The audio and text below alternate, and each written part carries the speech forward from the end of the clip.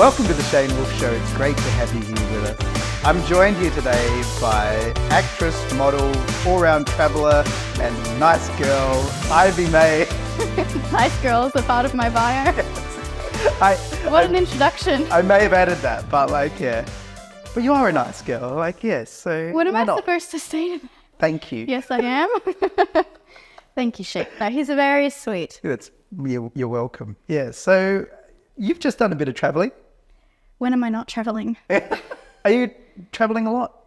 I have spent 7 months of this year not home, and the year's not done. Right. So, yeah, I'm always travelling. I go for months at a time, which has its ups and downs and its good things and its bad things, but I wouldn't change it for the world. And the travelling is part of work or leisure or both? Sometimes, most of the time, both. But, there's always the lovely moments that it is leisure. But most of the leisure ends up with me. I'm a travel content creator, so I end up recording the whole thing anyway. So family and friends always are like, don't make me a part of your work. But, I love my job. I love that I get to travel. And often we take travel for granted. I mean, half the world, don't, more than half the world probably, their passports don't allow them to travel. So we often take the chance to travel for granted, I think. Yeah, well, we spent a couple of years where we couldn't just then, didn't we? Oh, yeah, of course. We're really only coming back into the swing of things now, I think. And I've found that some airlines have had trouble, getting back in the swing of things. I just travelled with Qantas, and that was a bit of a interesting journey. I mean, I think things haven't been the same since. So, travel-wise, everything's changed. I feel like we are kind of back in the groove. We don't need to have any extra shots or anything done or anything like that. Well, yeah, when I was traveling on this last trip this year, I just kind of forgot about everything. And then all of a sudden you see an old sign up and you're like, oh my God, that was crazy. Oh, yeah. But I'm glad that everything's back to normal now. No, and it is. See, now you've been to more places than me, because you've away for the last 7 months. So, probably every country's kind of a little bit different also with it. You mean they're how they've recovered all the restrictions? Yeah, completely. Well, you take Bali, for example. Everything's changed in Bali since before. Well, I only went to Bali before. Oh, really? And so I haven't been there yet. You were recently there. Yes, everything is so much more expensive. Bali is not the cheap place to go anymore. So, no. Yeah. That is very interesting. I would take, I love Bali. I have so many friends there. I have so many, had so many great experiences there. I learned to salsa there, which was really random. You wouldn't think Bali is the place to learn salsa, but yeah, I think Vietnam, if I had to put my money on the next cheaper destination that I love, I really loved Vietnam. Actually, a friend of mine did say the same thing. Love Vietnam, love Cambodia as well. I think that's completely underrated. And the people are the nicest that I've ever met. They're so genuinely kind, and the last few years have been so affected, and so they would when I went there, it was they were genuinely happy to see other humans again. It was just really beautiful to go there. And how long would you think you'd need to be on holiday in Vietnam? I spent a week, and it was not nearly enough.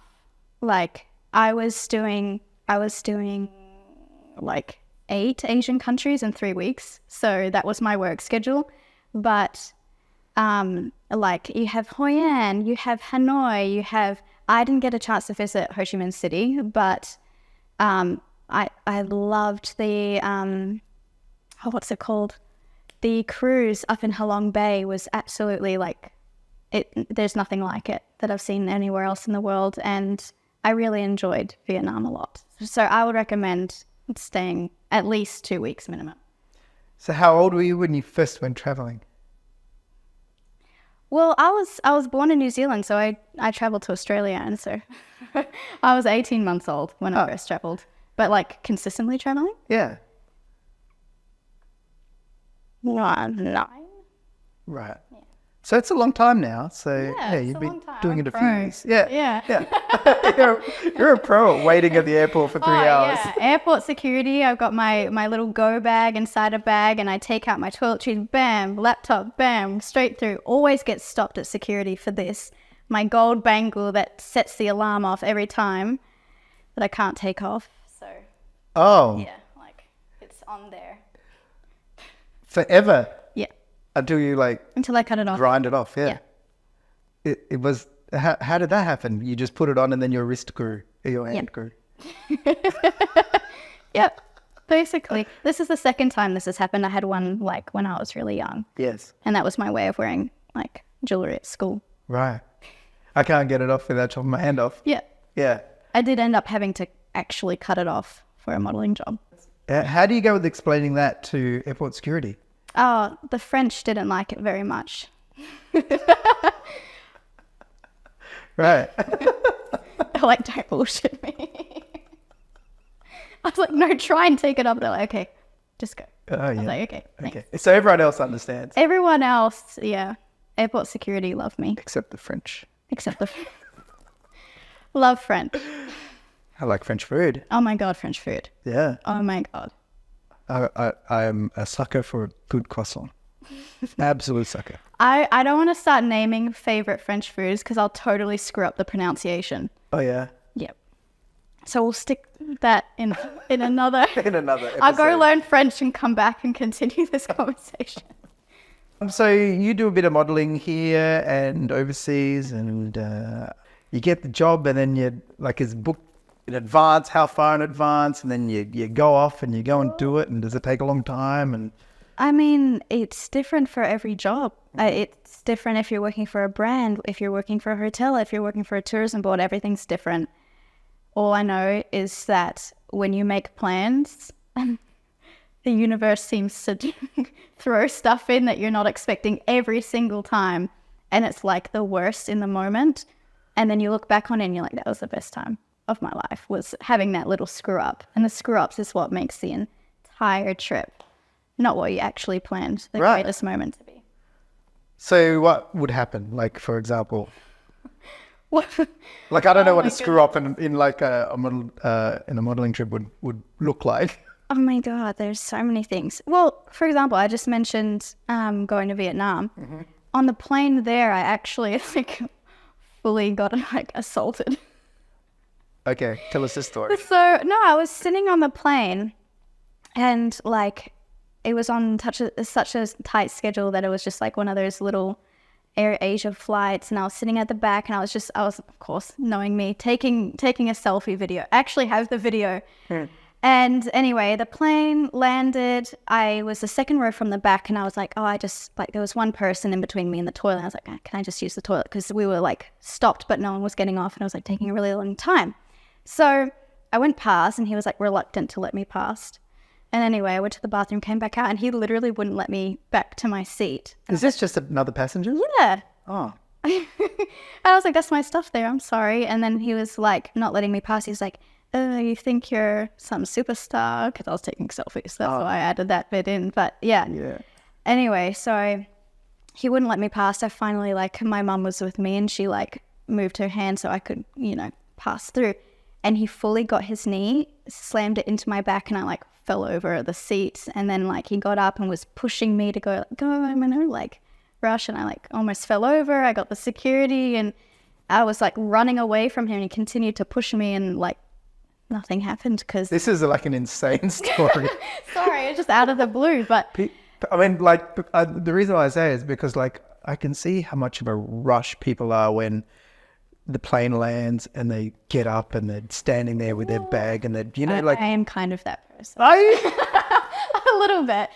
I like to have my stuff out and ready to go. and you're standing in the aisle? Yeah, but there's a way to do it without pissing people off. Well, not pushing them in the back? Not pushing them in the back. Yeah. I had bruises on my back from it. It was actually quite bad. Why were there no staff members around? So, okay, I grabbed the staff girls, and they tried to hold them back. And I like ran out to try and get the actual airport security. I'm like bawling my eyes out because I was in pain. And anyway, by the time I pointed him out to the police at the airport, and I was like, that's him. he came over to me and he's like, "You're gonna suffer for this, you moronic." B word. Yeah. And they're like, "Do you have any evidence that he actually did this?" And I was like, "The flight attendants saw him do it." And they're like, "That plane has already gone back to Bangkok." And I was like, so there's no evidence, nothing happened. But the guy who was rushing didn't actually, like, the rushing got him nowhere because he was held at the airport for 3 hours. That's what happens. It's airports. So karma's a... Karma's a B word. Karma's the same word he called you. Yeah. That is unfortunate. I'm sorry that happened to you, but I mean, life is life. But, and I mean, another example is I was on a jet ski. I was so excited to go jet skiing in Dubai, right near the Burj Al Arab. And I was with a friend and we were zooming past the Burj Al Arab, came back, and there's like this clicking noise. And I'm like, "Oh, like, do you think you should check that?" "No, it's fine. No, it's fine." The jet ski stopped working. I was like, "Okay, so we're gonna fix it?" He's like, "I don't know. We'll just see what happens." It started sinking into the ocean. Made me get off. I'm like in the water. Like, so you're just waiting. Yeah, I'm just waiting, trying to hold my phone out of the water. Like, took a little bit. Wait, you took your phone jet skiing? Yes, of course. I was making content. And so I was like almost not going to wear this life vest because I was like, I can't obstruct the swimsuit that I'm promoting. And so I was wearing this life vest that actually saved my life. Yeah. But anyway, so I'm like texting my mom, like, "Call the police. Like, it's actually sinking. I have the videos of it sinking. I need help. Call a chopper." She was like freaking out. I sent her a selfie like this saying, I'm drowning. Has the time to text though. Anyway, so I ended up accidentally posting a Snapchat story, and my mom was not happy about that. About you posting a Snapchat? Yeah, it's like, I'm literally like crying thinking you're dying and you're like posting a Snapchat story in the water. I went through my like 7 stages of grief or whatever. I was like angry, scared, sad, freaking out. I was waving to other jet skiers that were going by and they're like, "Hi." And they thought you were waving? And I was like, no, I thought this was like international for help me. But no, it wasn't. Anyway, the police ended up coming and everything was okay. But that was scary for a minute. So they have like water police? I don't know what type of police. I was just happy to see humans again. Were you like far out? Yeah, I was like, but this view of the Burj Al Arab is great. So. Were you worried about like other like fish in the ocean and no? Because that would freak me out. It's not like Australia where everything's going to kill you. Yeah. The water was warm. I was comfortable. I was like just chilling. Okay. Well, that's all right then. Yeah, it was okay. I mean, you sound calm about it. I mean, I wasn't at the time. Yeah. But I got there. I was out there for 2 hours, so I had the time to like process it. Have you heard about this guy that pretends like he's drowning, like, and he's like? Why would you put someone through that? No, but he's doing it. He's doing it for like months on end. Oh, this is my like, 4th week. Drowning. Someone come help me. I'm like in the middle of the ocean. No, I haven't seen that. Well. That's not good. It's not. Is he actually drowning or not? No, I don't think he is.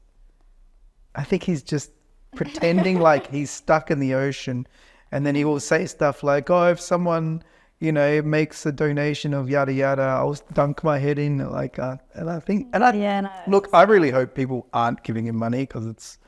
The internet is a silly place.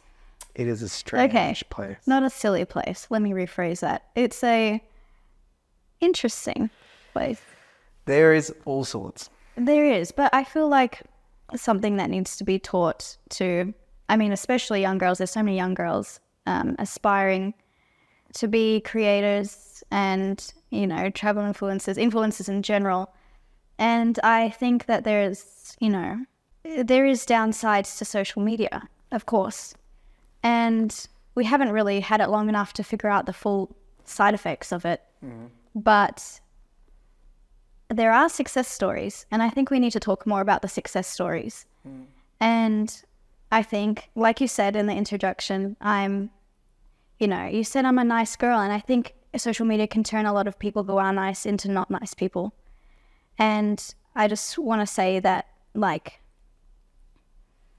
there are ways to do it by protecting yourself, your mental health, and still, being on social media, but also down to earth. And I think girls need to be taught that.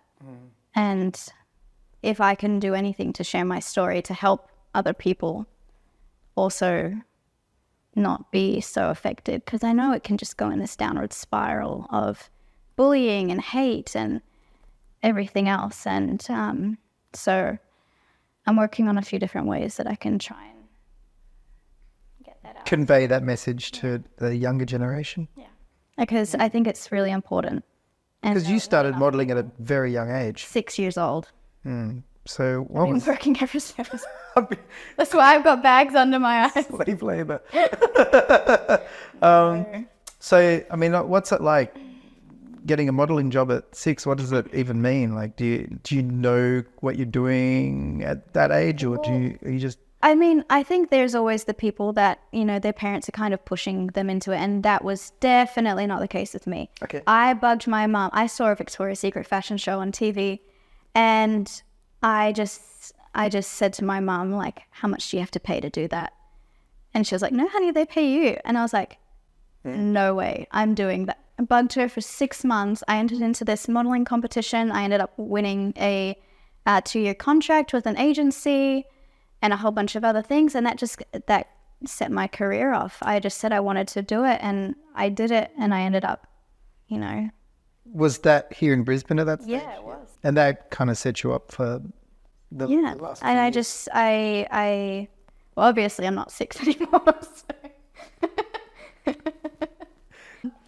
So yeah, I mean, it's really, I mean, you have to be careful, of course.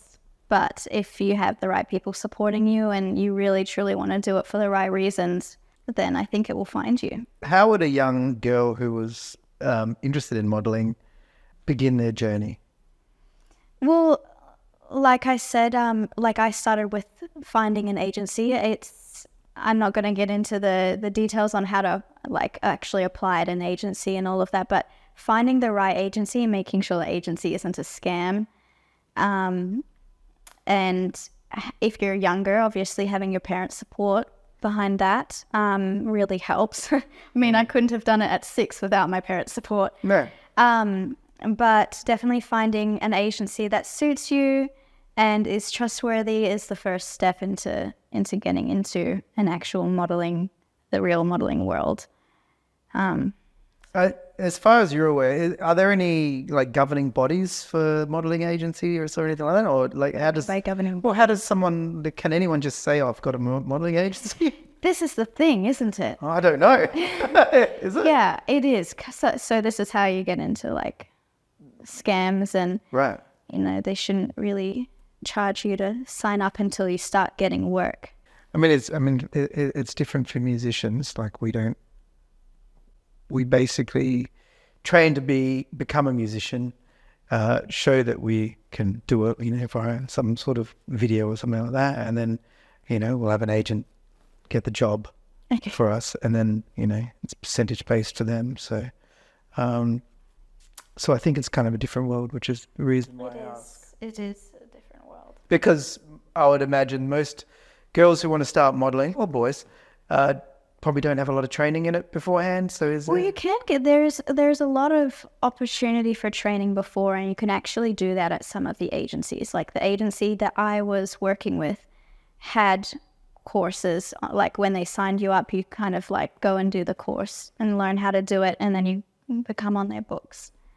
And then they'll kind of teach you poses for... depending on what you're doing. So I was doing runway, I was doing posing, I was doing a whole bunch of things. And then throughout my years with that agency, I actually ended up teaching the classes.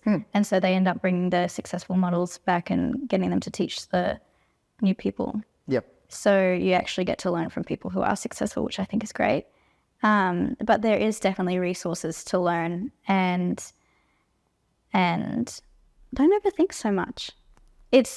People really think you have to be very I see like runway models like really swinging their hips. Like if you actually watch what Vogue want, or you watch Gucci's runway show, they're not actually swinging their hips when they walk. They're straight. Like you learn from watching, like what the great people are doing, what the successful people are doing. I think that's really important to be, if you want to do it, you need to be involved. You need to be doing your research. And that is what will separate you from the rest and make you successful. You always need to find your point of difference. It's a very good point. Whether that's business or anything. Yeah, I was just about to say, I think that applies like with everything. Really, doesn't it? Yeah. And you've had some acting experience as well? Yes. Classes? Yes. Have you've done classes and like? Yeah, I love always working on the art of it. I mean, I've always loved storytelling. That's one of my passions, and that's why I got into acting. I never really wanted to be famous from it, and I'm not famous for acting. I'm a travel content creator now, but I'm still acting though. Everything really got affected by COVID. I had 2 movie deals lined up. I was 3 weeks away from filming 2 movies. COVID hit.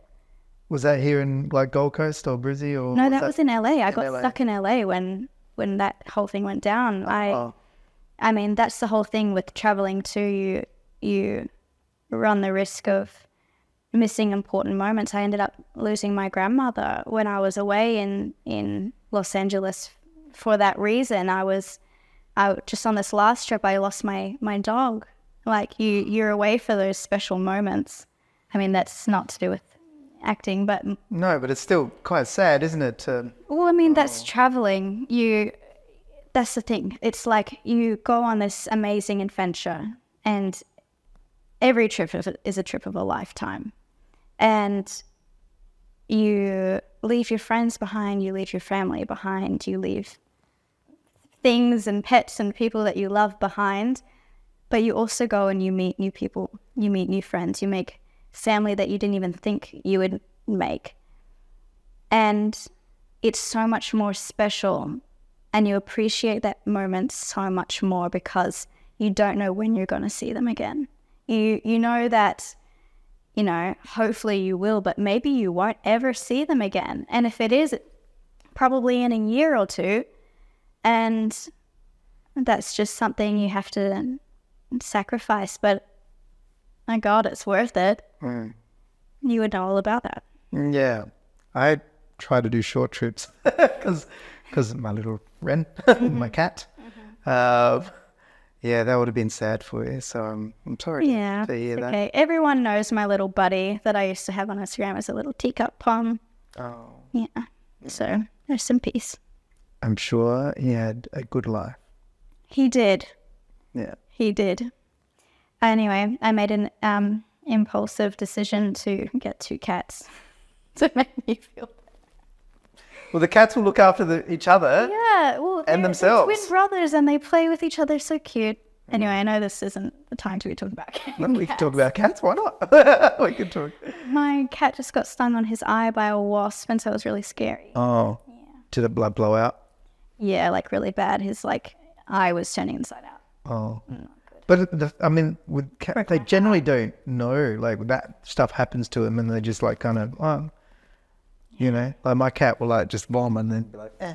Okay, let me go play with this thing. Whereas humans will be like vom and then go, oh, I feel like, I need to take a day off work. You take a day off. Yeah. Cats are just like, eh. On to the next thing. Yeah. It's funny how pets are great. They're like children. Yeah. Well, yeah. I mean, I don't have kids, but when I saw my cat like that, and I was like, oh my God, I'm taking you to the hospital. Like, it broke my heart. I don't know if that's just me, but I'm like, my cat was my baby. Yeah. So you had to take it to the emergency? Yeah. But they would have seen that before. Sure. Yes. They didn't know really what it was. Huh. So we're hoping it was a wasp, but I don't. Oh, you're still not sure? No.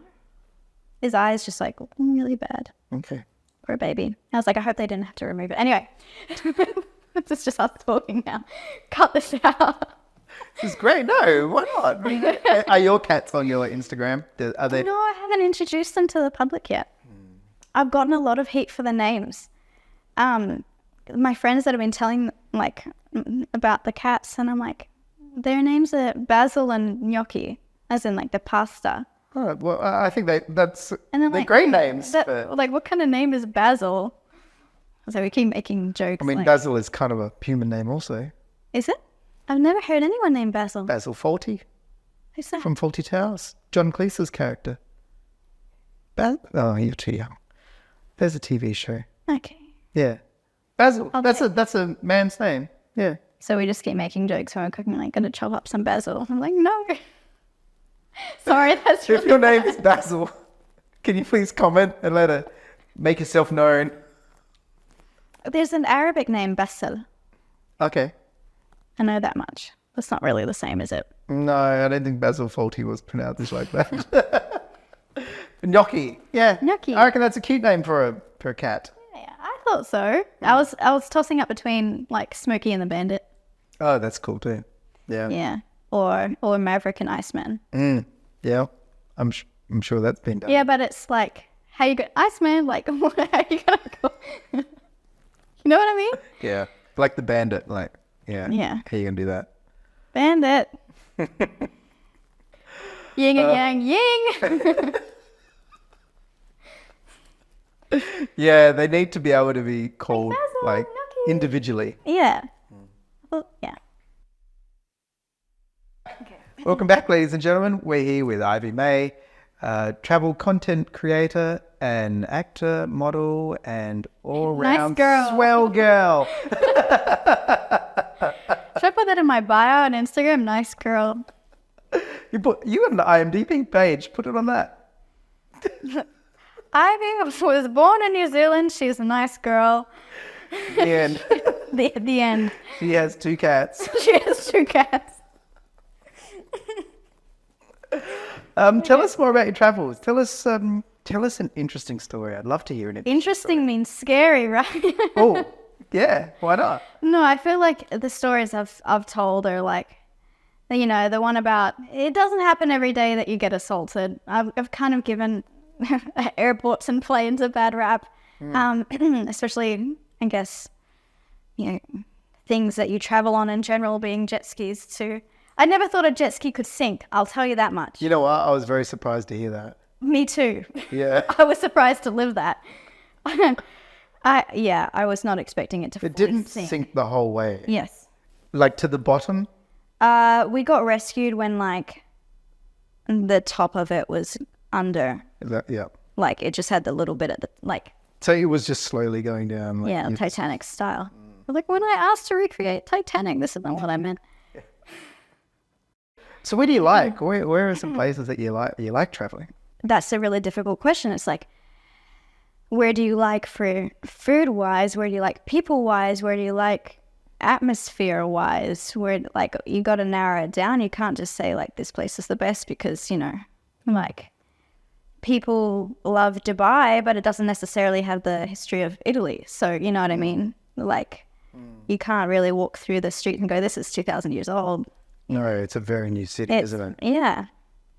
So, I mean, it depends on, you know, what you're looking for. If you're a foodie like me. Where would you recommend for food? Like being generally like every food that you get is good. Like. Yeah. No, like what cuisine? Like what country? You know, like I remember.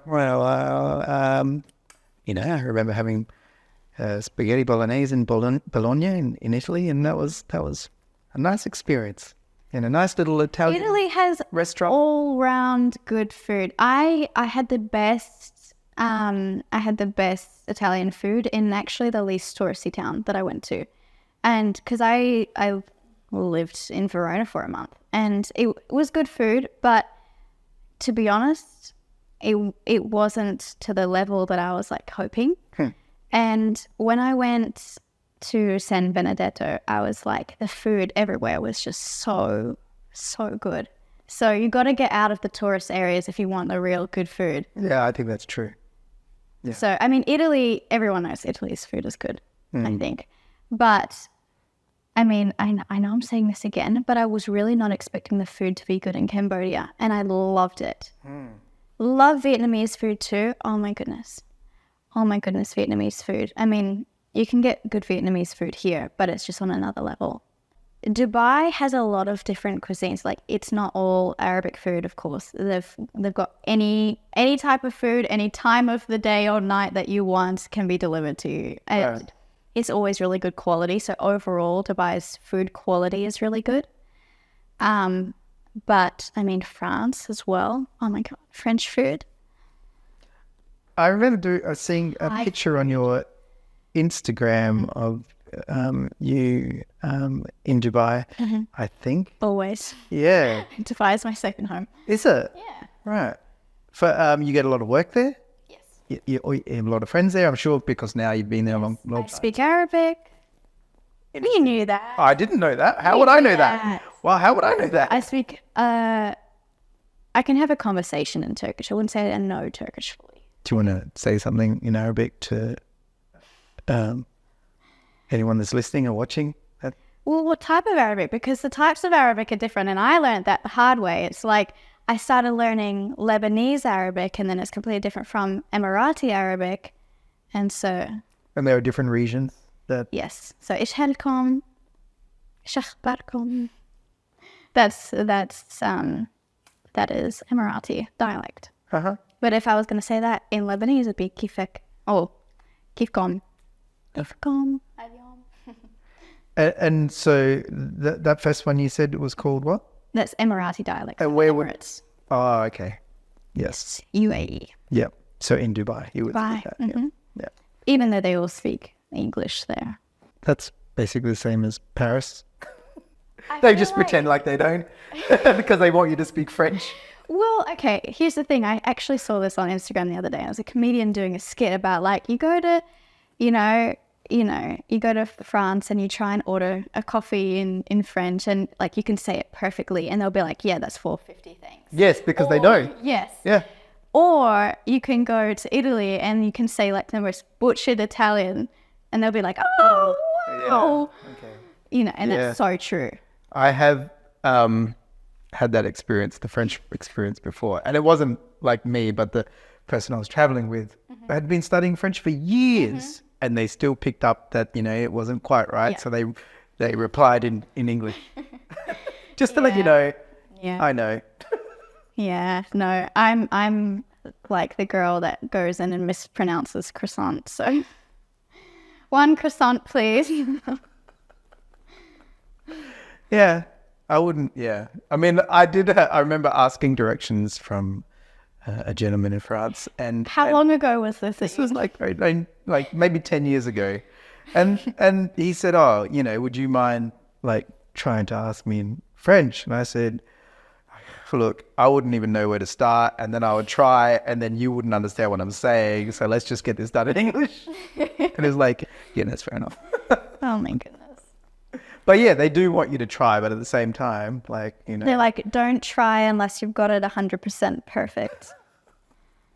Which I found, like, French is like so difficult. Everyone says that Arabic is difficult, but I actually found, like, I cannot read French words. That's like my weakness. Isn't English like difficult? Yeah, well, then again, I go, like, how do people learn English? Like, with all of its silent letters and all of our weird sayings. Or the same word spelled differently means different meaning. Yeah. And then Australian on top of English is just like a whole other language. Oh, Steve, I got to go down the servo, got to learn in the dunny with my flunny. That is true. Do you ever like say those phrases like when you're overseas and other people don't know what you're talking about? When I go overseas, like, my whole voice changes. Like, I start speaking like with an American accent, so everything is like more clear and I can be understood. Oh my God. What is understand? Understood. I don't know if I'm feeling blonde today. I'm sorry. Don't ask me any math questions. Why do you think that is? Do you think that they understand American accents clearer than Australian accents? I think it's just from people going, what? And I'm like, if I change it to an American accent. Because of TV, because of it's you don't see Australian TV being played all over the world, do you? what would they play? What shows do we even have? Exactly. We have Margot Robbie like at the front of representing Australia. Great. Love her. Yeah. What a great ambassador. But she's Please don't do anything weird. Like, you know. It's like I went to Australia Zoo yesterday and I was thinking, geez, you know, Robert Irwin's doing such a great job. Please don't do anything weird. Like, you know. Yeah. No, but like most people don't even know that Margot Robbie's Australian. I find that every person who said that, oh, she's Australian, they're like, really? Why? Not here. Yeah, not here, of course. Every person. Everyone outside of Australia. That's just seen her in her movies. Gotcha. Yeah. Well, she does. I mean, her roles are Americanized roles, right? Like Harley Quinn. So she speaks with an American accent. Yeah. And yeah. So I think that's a sign of a good actor, isn't it? Like listening. Oh, it was very jarring to me to hear Christian Bale in an interview. Yeah. Because he's got quite a strong Scottish accent, doesn't he? Yeah. That man's a machine. He does amazing. Crazy stuff. Bordering on unsafe, you know, with his body transformation. Yeah. A little bit concerning. I wouldn't recommend it. No. That transformation in between movies from, I can't remember the name of it. Do you know the one I'm talking about? Yeah, He had to lose like all that. Yeah. And then he played Batman like and gain all that, yeah. Oh, looked like a beefcake after, you know, like how do you put all that weight on so quickly? Yeah. But they obviously do that under supervision. Yes, of course. I mean, when you're that big of a star. Yeah, so he's got someone probably cooking for him. I don't know if I could do Put that. it in your mouth right now. No, I couldn't do it. I'd be like, nah, I'm just going to order pizza, cancel the movie. I couldn't do it. Yeah, cancel. Cancel the movie. Yeah. Yeah. No, I really appreciate, like, really actors who really put their heart into the work. And I just finished watching Better Call Saul. Uh-huh. Have you seen it? It's really good. And I was bugged for a long time to watch Breaking Bad and Better Call Saul. And I was like, seems kind of guyish. I don't know, like, it's not my mood. And I just want to say that I appreciate the work that has gone into that show and what a piece of art that is. I haven't seen Breaking Bad. You got to watch Breaking Bad before you watch Better Call Saul. But I think Better Call Saul is a better series. Are they in the same universe? So Breaking Bad is the main show, and then they made Better Call Saul as the prequel. Oh. Yeah. Okay. Mm-hmm. And how many? There's like 6 seasons. Of. The spin-off is actually, I don't know if you can call it a spin-off. The prequel, it has 6 seasons, and the actual show had 5 seasons. So it was actually longer than the real show because it was so good. Wow. I mean, I've heard very good things about Breaking Bad. I really recommend you watch it. Yeah, I will get around to it. Are you a reader? No. Not at all. No. Are you a reader? Yes. I love a good book. You reading an interesting book at the moment? How to Build the Life You Want by Oprah Winfrey and Arthur. Oh, yeah, Arthur, that guy. Yes, Arthur. Yeah, I'll it's put it on like the screen. Brooks or Woods or Arthur something. I'm so sorry. It's really good and it's really helped me. I mean, there's always the side effects of coming home after traveling for such a long time. I was away for like 4 months. And was that the longest you were away for? No, I was stuck in LA for 6 months, 6 or 7 months in 2020. But, you know, kind of coming home, missing the demand every day of getting up and running around and falling on your face. And I wish I could say that there's not always a rush when traveling. Like, people always think it's so glamorous. And, you know, not that I love coming home, but it's also like you miss the adrenaline of the travel.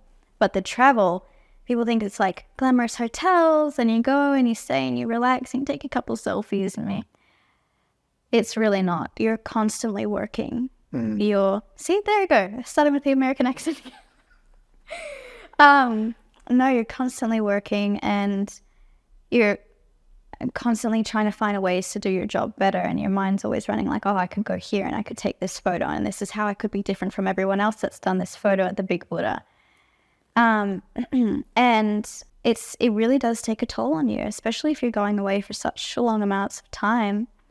And I'm definitely not the only one doing it. I see lots of friends doing it as well. And, I managed to, meet up with friends along the way, which is really great. Like for example, I met this girl, Sally. Hi, Sally. And she's, a really good friend. We ended up accidentally meeting on a yacht in Turkey by fluke. And then we just managed to cross over in so many countries. And like I said, you enjoy it so much because you get to see them once in a while, and it just makes it so much more special because you can really appreciate every second you get with that person, because you're like, I don't know when you're going to see you again. But it also takes a major toll on people, and I've seen that in so many people, and that's why I'm reading this book that I was talking to you about, because it does. Not only social media takes a toll on your mental health, but definitely traveling when you're maybe not eating right because you're in airports. Maybe you're not sleeping right because of your sleep schedule and your work schedule are not lining up, and flights. And you have to pretend that jet lag doesn't exist. And you really just have to keep going. There's constant work. It is constant work. You don't really get a break. And so when I came home, I was like, and you don't really know what to do with yourself. And I just, when I wanna learn how to avoid it so I can help other people avoid it too, because it does really affect you. And do you have any tips for beating jet lag? Electrolytes. Oh yeah. Drink a lot of electrolytes. Drink a lot of water, and get over it. Spoonful of concrete? Toughen up.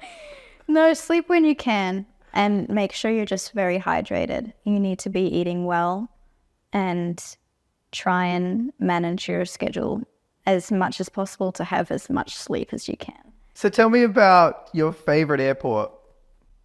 Dubai is great. I mean, I travel so much with Emirates that I have gold status and am often, luckily, in a nice lounge, and I can just get my orange juice and my pudding and relax. Or it's juice and pudding. Yeah. Okay, maybe Simple not that combination, but no, I love my gold status. I fly enough that I have gold status with a couple of different,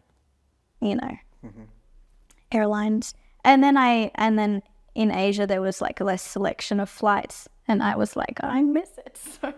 Oh yeah, and that's when the incident happened. How other people travel. And that's how that incident happened. Yeah, I actually have a story about in Morocco where my gold status didn't really get me very far. Oh, how was that?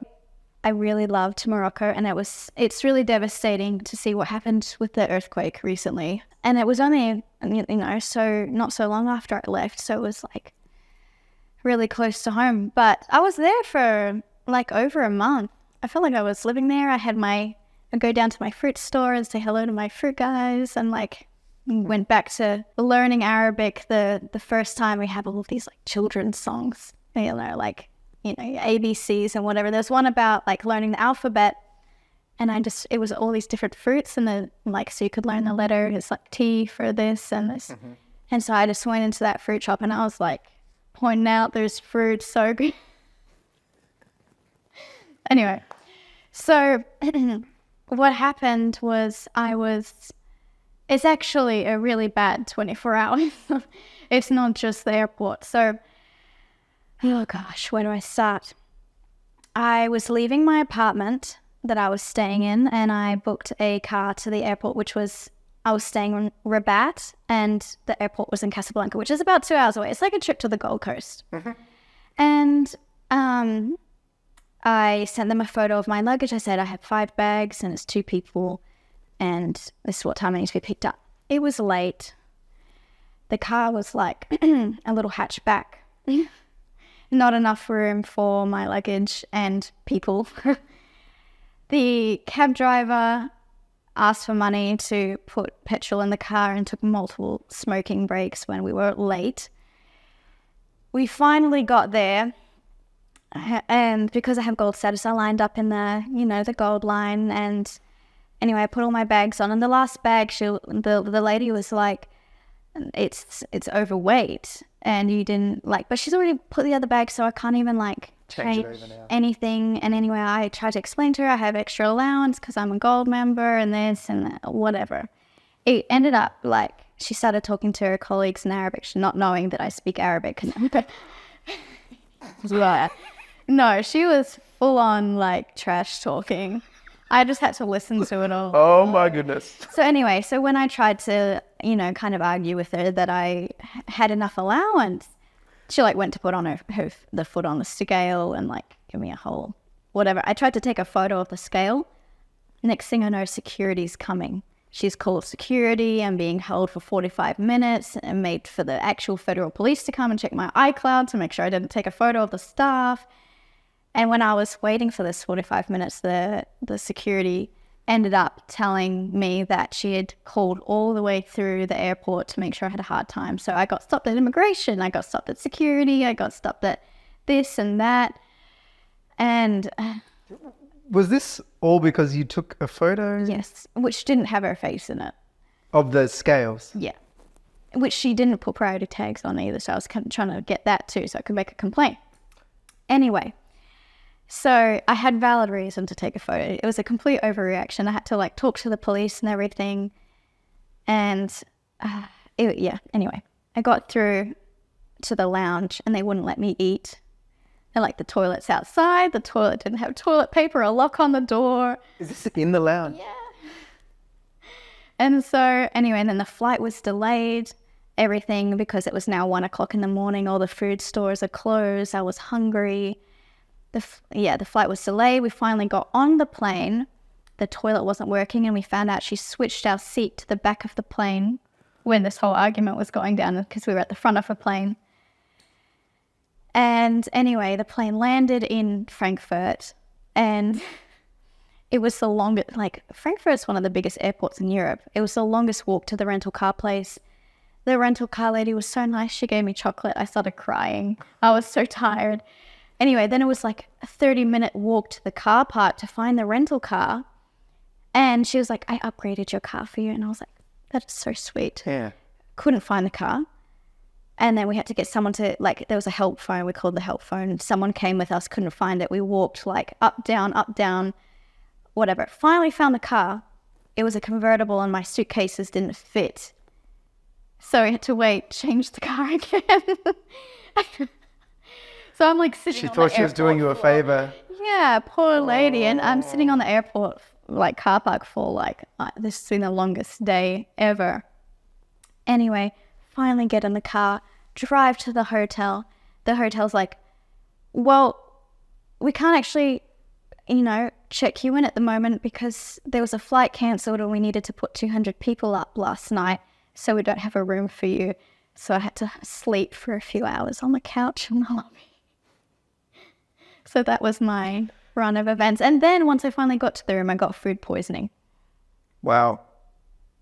This sounds like a slightly I think the bit in Morocco sounds slightly traumatic. The whole thing was slightly traumatic. The whole thing was slightly traumatic. Was the Gold Lounge a Emirates Gold Lounge? No, it wasn't Emirates at Yes, all. right. It was just a lounge that they had at their airport. Right. So no, Emirates won't have let I me, would have but- been very surprised if that No, was the it was case. not That's Emirates. yeah, right. Okay. No. Yeah. So it's just a random other lounge that Yeah, well, yeah. And the person that I was dealing with wasn't actually with Lufthansa, who I was flying with. It was just a local baggage. You mean the one that called the security on you? Yeah. Yeah. I did say something to her in Arabic as I left and watched her face go. Just so you knew that Yeah. you could understand what was going on. Yeah. So, no, but Morocco was crazy. I ended up there was a time I got to the end of my trip and I was I didn't get to go to Chefchaouen because I've been busy doing other things and I haven't gone. I wanted to go just because I wanted to see it. And I went and the road, it was 5 hours there and 5 hours back and we had to do it in a day. So that's a long drive. And it was not on a highway. The road that Apple Maps took us was like middle of nowhere. No gas stations, no nothing. 5 hours of like donkeys and villages and like the whole way. Finally got there. I had someone like try and like come up in my face and like, I won't get into that. I had Sell you something? Was that no, it just came and like just keen to say hello? Yeah. Oh, anyway, so that was like scary. We got followed, and then I had lunch earlier, and so I went back to the same place. I had lunch and ordered the same thing again, takeaway, because I was like, if I have to go on that road again, which has no service stations, I want food. Anyway, I paid for it. I left. Mum and I were screaming our hearts out to Live Like You're Dying by Tim McGraw. Get pulled over by the police. And they're like, and they're like, you're speeding. And we're like, for sure we were not speeding. Yeah, right. Anyway, so I had to handle all of our cash that we had on hand over, and paid the ticket. And anyway, Mum and I were like, we need a stress snack. Get the thing that I had ordered, and it was supposed to be like bits of chicken and rice, and open up the thing. It's crumpled up tinfoil. They had totally ripped us off. So now we're hungry. We've decided to take the other road, which is 7 hours instead of 5 hours back, even though we've already driven 5 hours there. So that's 12 hours driving. And anyway, there's tolls on that road because it's a highway. I ended up stopping at a service station because all of the banks were closed, and I didn't realize it's not like Australia where you have like an ATM at every service station. So I was like trying to find a bank. All the banks were shut because it was like 9 o'clock at night. Ended up stopping at this service station. And I go and ask the cashier in Arabic, like, you know, do you have an ATM? And he's like, no. Anyway, some guy offers to help me. And he's like, do you want me to ask in Arabic for you? I was like, I already did. No. And he was like, what do you need an ATM for? And I was like, oh, I got a speeding ticket and I lost all my money that I needed to use for tolls. And he was just like, oh, I'm from UAE. Here's a stack of cash, and like literally walked away. And I was like, oh, kindness of strangers. Yeah. He's like, have a good day, and just drove away. I need to meet strangers like that. I mean, that's what it is. And a lot of things are weathered, like when you're on a job and you've got to promote a hotel or something, and it's like the weather turns on you. You can't like, I'm like, oh, I'll go back next week when this monsoon finishes. Like, you have to keep working. That's what I meant before. Like, you just got to get it done. It doesn't matter if you got food poisoning. It doesn't matter if the weather's bad. You still got to do your job because the hotel is waiting for you to give their, you know, return on investment. And so if you're not taking photos, you're editing or coming up with new ideas of what content you can make. So it's difficult, but hey, so is a lot of, you know, your job is hard. A lot of other people's jobs are hard. Choose your hard. I kind of feel like my job is not hard, but we're going to take a short break. Shane figured it out, so we'll just, I'll start doing the questions for Shane now. So these are stories that you don't really get to share on your Instagram, do you? Because this is like the story behind the picture that you... Yeah, well, I mean, I don't think my story is like, I hope that, you know, my story about Morocco doesn't stop anyone from going to Morocco. Morocco's a lovely place. I have so many friends there. And, you know, I wouldn't go back and change it at all. I think, yeah, we learn so much from traveling, and that's the beautiful thing is when you go to these places, you really see that, you know, I feel like we're always talking about how divided we all are. And when you go to these places and you spend time with different people all over the world, you will see that we have more in common than we have in what is dividing us. You know, we all want the same things fundamentally, I think. When you travel, you learn that we are really more connected and we have more in common, and we really just want the same things rather than being so divided by really whatever, you know, that, and we're being told that we're divided about. people don't see that, and these countries that don't have the opportunity to travel don't get to learn about our culture and other people's culture, and they don't get to expand their minds themselves. And so when people act differently and we're like, why? And it's because they haven't actually been able to see the world how we see it. And I mean, I think that's what makes us all beautiful, is that we're all different. Mm-hmm. I mean, if we're all just one big blob that thought the same thing and agreed with everyone else, I don't think it would be as exciting, as enjoyable or exciting or interesting as what we have. Where I love debating with people. I love discussion. I feel like there's not enough discussion these days, and that's why I was really happy that you invited me on for the podcast. So I really appreciate that. Oh, you're welcome. Thanks for joining us. I have a question to ask you. You meet so many people from around the world. What's a piece of Australian culture that you like to share with them? Okay, well, it depends how, like, if it's my American friends, I'll always bring them, like, Australian candy. But my one thing, I'm always like Vegemite, because I love Vegemite. I love it too. I gave it to my friend Heath. He hated it. And everyone else hates it. Why? Why? I think it might be an acquired taste, but like, yeah, I'm a fan. I love Vegemite so much. No, it's mostly YouTube videos. Well, what do you mean? How to speak Australian. Oh, yeah. Yeah. But then they just listen to you, no, because you're speaking American. I'm speaking international. I think the accent should be international, because if I'm in a Middle Eastern country, I put a little I think spice onto my accent. Well, the international schools, I think, speak with an American accent, English with an American accent. I think so, because I try and teach my friends, and they're like, teach me something in English or something. And they'll be like, how do I say this? And I'll say it. And then because of the accent, they'll try and say it how I'm saying it, but it's not how the actual word is said, so they end up butchering it. So you know what I mean? What do you mean? Like, what's an example? Like, if you told someone who doesn't speak English door, they're going to go door, not like with their accent, go door. Do you know what I mean? Does that make sense to you? Yeah.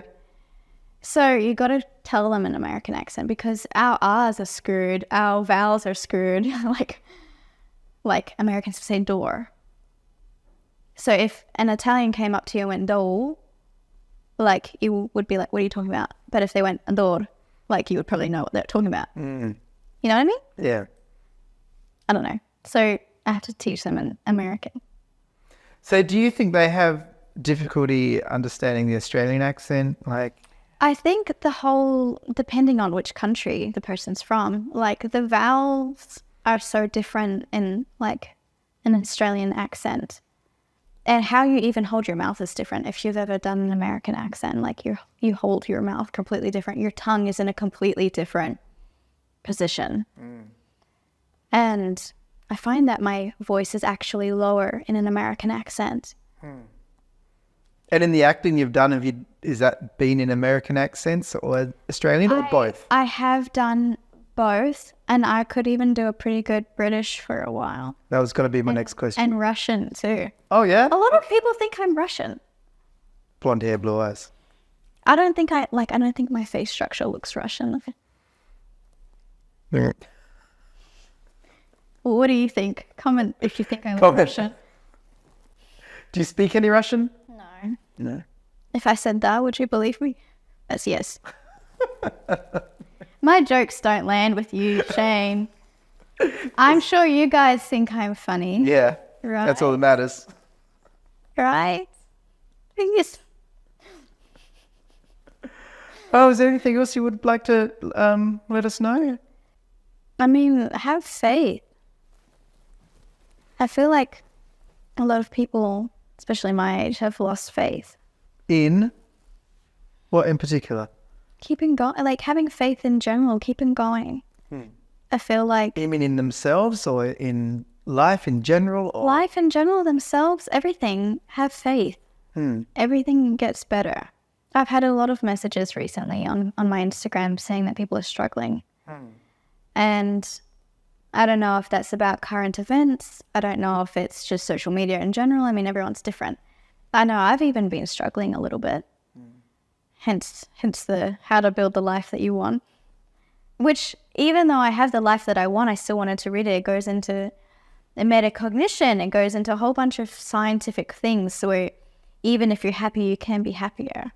Yeah. And I mean, we're always constantly evolving, aren't we? yeah, I find that I get very stressed when traveling, and I'm a big overthinker. And so, like, breaking down and understanding my thoughts was a big process, and that's what this book has helped me with. But I think if you feel like that, don't be afraid to ask for help. And even if you don't want to ask for help, try and help yourself. Like, I feel like a lot of people don't want to help themselves. They almost like the misery of it, which is, you know, like, I feel like everyone's been there at some point where you want to feel that way and you don't want to change it. Like, and I think if you can just have faith and know that things are going to get better, because they always get better. I promise you, they always get better. Your situation can change, and if you don't want to ask for help because, you know, you're embarrassed or scared or something, go and buy a book on it. Go and watch a YouTube video on it. Go and, you know, there's so much motivational stuff on YouTube. And somehow yet everything we watch is, you know, always like either drama or something going wrong. And, you know, that's the interesting stuff. I feel like there's not enough motivational stuff. There's not enough. I love when I'm scrolling through my feed and the algorithm has like a video and it's like, if no one sold you today, I'm proud of you. Like, I love that kind of stuff. I feel like there needs to be more of that in the world. And I think us as human beings need to come together and not encourage, but support each other. I feel like we're so caught up in the game of making everyone else like either like I did that better than her, or, you know, The competition. pulling each other down. Like, if I see another, you know, friend or colleague of mine doing well, I'm like, oh my God, good for her. She booked that job. Like, you can't make someone be happy for someone else. But if you can, like, choosing love, I feel like there's two forces in the world. There's love and there's fear. And if you're choosing love, like, it doesn't really matter what other people are. If you're getting bullied, like, you know that you're okay and you're not listening to them and you're okay within yourself, then anyone could say anything to you and you would know that you're okay. And I mean, that's not to say that, you know, that's how you deal with bullying, but I'm just saying that it will feel different if you're, you know, okay within yourself and you are choosing love for yourself and other people. Like, which is why you're saying have faith in yourself. Have faith in yourself. Have faith that things will get better. Do what you need to do. I feel like people don't have much of a compass, and social media is a compass these days. Now that I've made everyone depressed. So do you have any exciting trips planned for the near future? Well, I'm committing to a few months of staying home at the moment. Nice. But I'm working on a lot of things that I'm really excited about and really excited to share with everyone. I don't want to give anything away, but I think everyone's going to enjoy it and get a lot out of it. So where can people find you? Ivy May on Instagram, IvyMaeMae, like the month. Right. You'll put it. It's in the description. Ivy May on almost all platforms. If it's not Ivy May, it's Ivy May. I'll put all the links in there. Yeah, don't worry, everything's there. And I'm really excited to share this next part of my journey, which is going to be quite different from the rest of it. And I really hope it's going to help some people. Well, I'm looking forward to checking it out. I'm looking forward to sharing it. Thanks for joining us. Of course. Great to have you. Thanks for Will you come having and me. visit us again when you've got this next thing happening? For sure. Yes. Yeah. Would love to have you back. I'll try and be less depressing next time. I'm so sorry. I'm sorry. Thanks for joining us. Thank you. I've had a great time. Thanks.